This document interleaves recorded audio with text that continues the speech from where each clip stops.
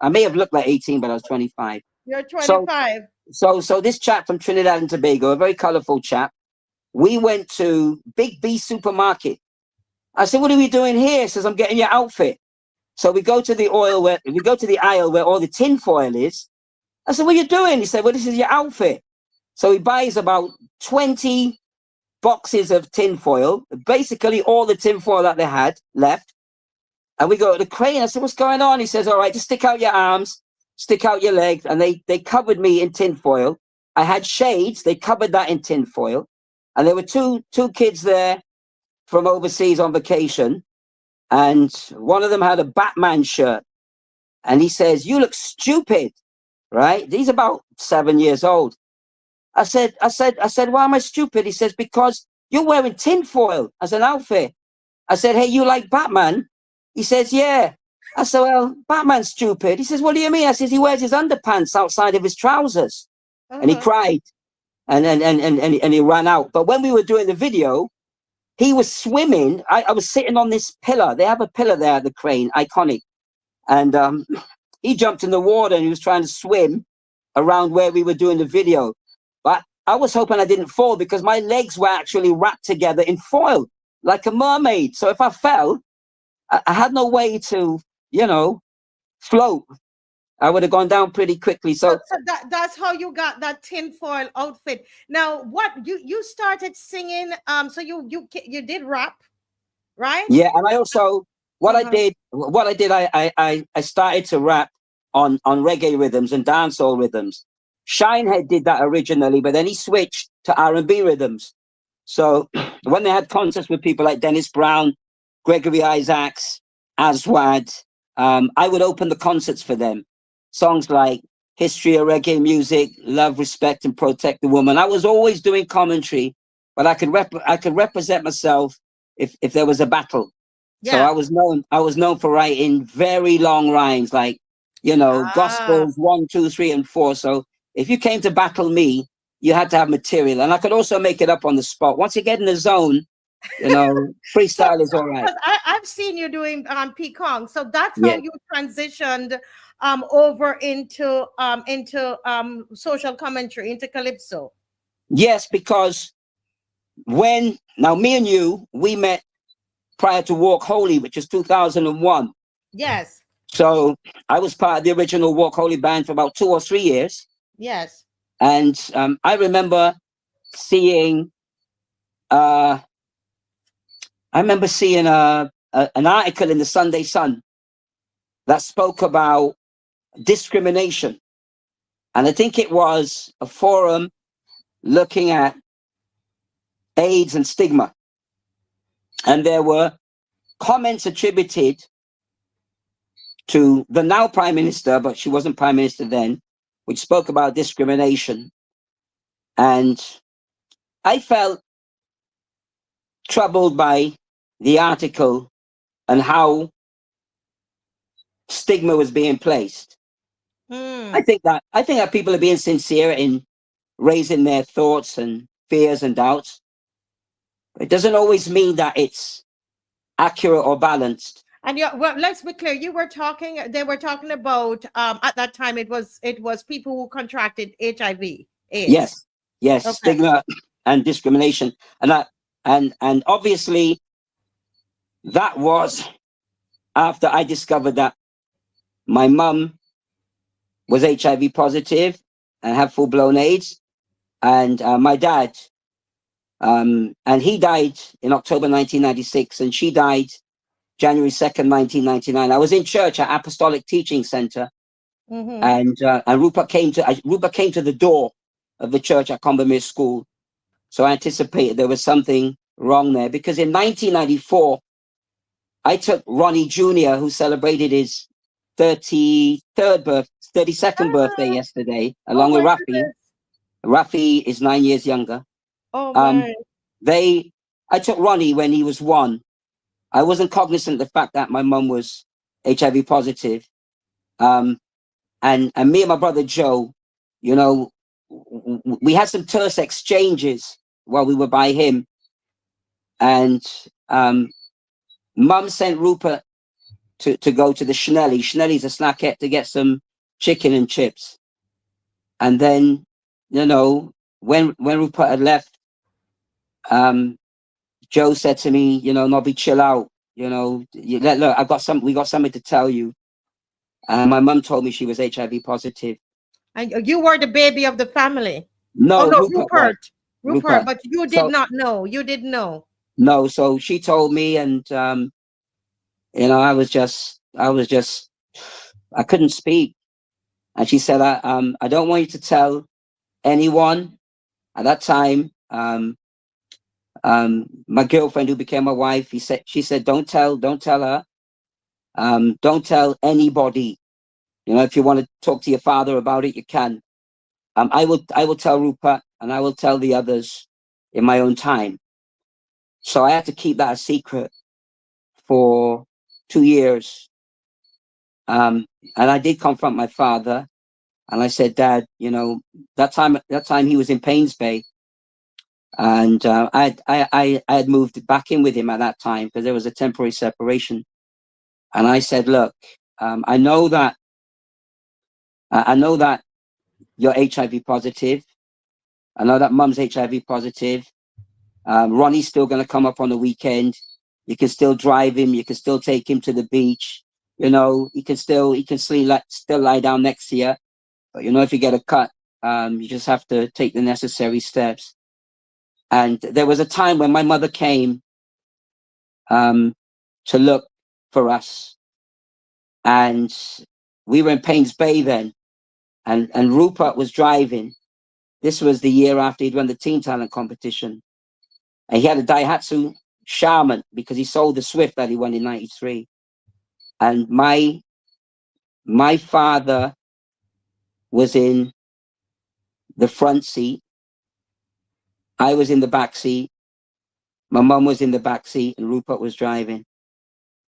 And Rupert didn't know all this time. Mm. When my dad died, because it was a Saturday morning in October, and I was on VOB then, and I was doing the Saturday morning show. I remember what I had on. I had a black Adidas t-shirt. I had on a pair of blue Levi silver tabs, and I had on a pair of Adidas Superstars, but blue felt with grey.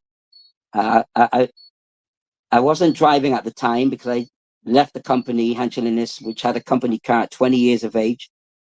And I got a call from Rupert. Rupert said, he said, Nobs, Dad slipped off the chair and he's not moving on one side. So I left what was Really Fusion at that time, and I got a van, a Spice Town van, because we were in Chapel Gap. They were in Chapel Gap. I was married by that time. And I got there and I saw that he was not moving, and all the things that come with not moving, that happen with your body. And so we called the ambulance. The ambulance came in, they put on their gloves. They put him in the back. We went to the hospital. He got on the ward. First day we looked for him, he couldn't move on his left side, but he was alert, a very proud man. He didn't want help being fed. Then the next day he looked very unwell. Then he went for x-rays and he looked worse. We were able to speak to him long enough to say, well, when you come out, you're going to live with us. And I believe in my heart, my dad didn't want to be with us in that way. He didn't see himself as wanting to be a burden. I really feel that in my heart. And when we left, we anticipated a call, and we got a call. We got a call in the morning. And by the time we got to the hospital, condolences were already being sent over the radio. And Wow. I remember going into the ward, and my dad was zipped up in a bag. They had his head and chest exposed, but there was a tag on the bag which said toxic. I kissed him on his forehead, that's my dad. And the gentleman who was in the bed opposite my dad, he said, "Who's Rupert?" Rupert, by that time, he'd had Thunder and Ice Cream had just come out. the previous summer. He had big songs. Yeah, well, he was starting to have hit songs, and he said, "Who's Rupert?" And Rupert said me, and the guy said, because my dad at that time, his mouth was shut together, his feet, he was clenched. He said he was calling for you.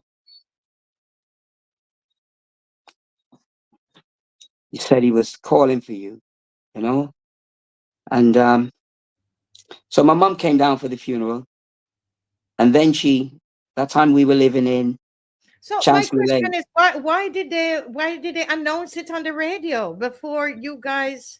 Well, they mean well. Somebody in the hospital most probably called I see. PG and said, "Listen, Ronnie's dad just died," and I understand. Yeah. so Okay. I didn't take that in any way. Yeah. My mum came for the funeral. We were living in Carter's Gap. She sat everybody down in the living room, and then she told Donna, because I was married at the time to Donna, and she told um, Rupert, and our kids were young. Ronnie wasn't that old; he was 3. Naomi wasn't here yet, so we only had one child, and Rupert was broken, and as Rupert, and then um, So we got a she call told the Rupert at that time that at that he time, was yeah, HIV yeah, positive. and in 1998 we got a call. It was April 1998. I'd moved to CBC, and we got a call saying that you need to come. Your mum's dying. So I I was given very gracefully by Wayne Callender, who was my program manager, and Melba Smith, who was the general manager. They said, "Go, take 2 weeks. If you need an extra week, take an extra week." So I went. Rupert came. David Hooper, the late David Hooper, gone but not forgotten. He said that I'll pay for the tickets. You guys go and see your mum. So we went, and she was in a place called Graven, which is near Munster. Um, Krankenhaus or Station Clinic 8, Station Clinic number 8. Krankenzimmer, Krank means unwell, Zimmer is room, number 9, number 9. Okay. And it was a little room. I remember her head was shaved pretty low, Oh wow. and she was very weak. And she said to me and Rupert, she said, "They called you to come and see me die, but I'm not going to die with you here." Within about 7 days, she was well enough to go home. And over Schlesierstrasse number 7, it was an attic loft apartment, a small one, where my grandmother lived. My grandmother, who up until she was 90, used to go to town by herself and come back. And it was a very touching time to see mum come back. So I extended by a week. Rupert extended by a week. And the last day I ever saw her, I lay on the bed with her. I was sharing the gospel with her. She was a big Bob Dylan fan. And Bob Dylan, for those who don't know, became a Christian. And he had about 3 albums, and she listened to all his albums. So I know that the message I was sharing, she was already familiar with through his music. And then I left the room. I turned left through the main door, turned left again, turned left to go on the path which was parallel to her block. The glass to all of the rooms was frosted, so you could see a silhouette. And I saw her hands and face pressed against the window. And I watched her. I was there with my sister Mona. And I watched her until I couldn't see her anymore. And that was the last time I saw my mum. Rupert stayed an extra week, and same with him. And Rupert was starting to gain. After that, Rupert gained a lot of success, and she was happy to see his initial success. I remember when we went with his first single, Thunder, which Edwin wrote and Coalition did, and Nicholas Banker produced. Ronnie was only about, he was 1 year old, and he kept demanding. He was 2 years old. He kept demanding that we play the song. That time it was record player. We had to play this song about 20 times in a row before Ronnie Jr. was happy. So we went to that, and he had the success with Jump and all those hits, Blame It Yeah. on the Music. And She was able to get to hear some of that music. no, just the first couple of songs, The I'd first, right. Scream. And then he became an ambassador, I think through BET, to speak on AIDS, because at first I was speaking about it, and Rupert was not at that place yet where he could share. But then he started to open up. He recognized, look, I've got a lot of reach.